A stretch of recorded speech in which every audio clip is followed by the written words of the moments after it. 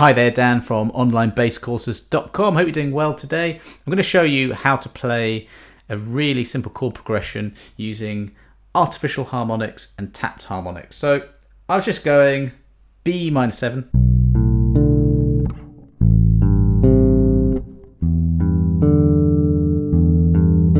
B minor 7, A minor 7, E minor 7, okay? They all belong to the key of E minor. So the B minor 7, I'm just playing on the 7th fret of the E string. And this is a little awkward if you've never done it, but to play all of these notes, you've got two options. You've got the awkward way, which can work if you're doing other notes around it. We may not need to do it now, but it's just barring. So you press down with your fingertip on the 7th fret, and then you just back your finger down till it's really straight.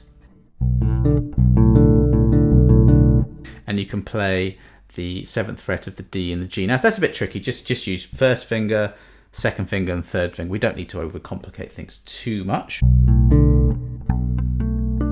Okay, I'm just going to show you the next chord. It's exactly the same. Just drop down to the 5th fret, and we've got the same pattern. That's your A minor 7. And then the E minor 7, I've got second finger on the 7th fret of the A string, stretching out that first finger to the 5th fret of the D, and then you've got third finger on the 7th fret of the G string. If you want to use fingers 3, 1 and 4 instead, please do. Okay, what you're going to do to create the artificial harmonic is you're just going to, look, I've got, similar to you probably, I've got dots here, fret markers, okay? So the 7th fret, third dot along. So if I just look down here, beyond the 12th fret, 1, 2, 3, that's where I need to be. So you go one octave higher.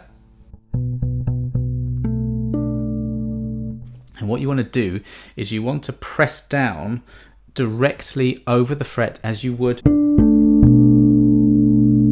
play a natural harmonic. So you're not fretting down with this at all. You're just touching, and then behind it, you're plucking. So there's more or less two ways to do this. Right now, I've got my index finger on that fret over it. I'm not pressing down, just touching very lightly. That one's quite tricky to get. And I'm just plucking with my thumb, just as you normally would to get a chord. Okay, that's one way. The other way, it's exactly the same principle. This time I'm using the side of my thumb, and this time I'm plucking with my index. Using a bit of nail there, so you get a different tone.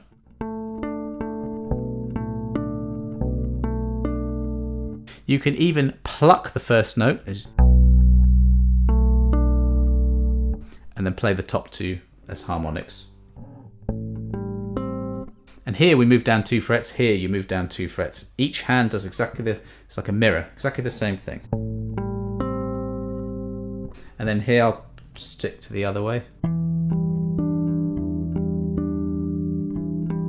There's absolutely no wrong or right way of doing it, whichever feels good to you. So I've got exactly that same shape there. I'm looking down here and I'm seeing exactly the same notes. And to tap them, all you do, I'm flattening the heel of my hand just on the body here, just to get a bit of anchoring. And it's exactly the same principle. I'm just doing the D and the G strings here. So fret 5 and 7, up 1 octave. It's just a really lovely sound, I think. I mean, again, you're not going to really be playing this too much in bass lines, but just recently I've been experimenting with just picking up my bass and making music on its own. Like, I do a lot of recording, I do a lot of playing in bands. This is lockdown at the moment, so I do no playing in bands. Maybe that's why I'm doing this, just to explore new ways, for me anyway, to make music out of the bass. And whereas, yes, I'm not going to be playing this on a session, probably not anyway, I'm probably not going to be playing it in a band. It is, I'm finding, just these ideas are opening up my creativity a bit. I can come up with new ideas, and it's very nice. I've got a Zoom B3N down here that sometimes hook the bass up to, so I can just put a bit of delay over this, and it's just relaxing more than anything else. So just thought that might interest you if you like playing with chords on the bass. If you've got any questions or any other techniques you want me to show you, then leave a comment below.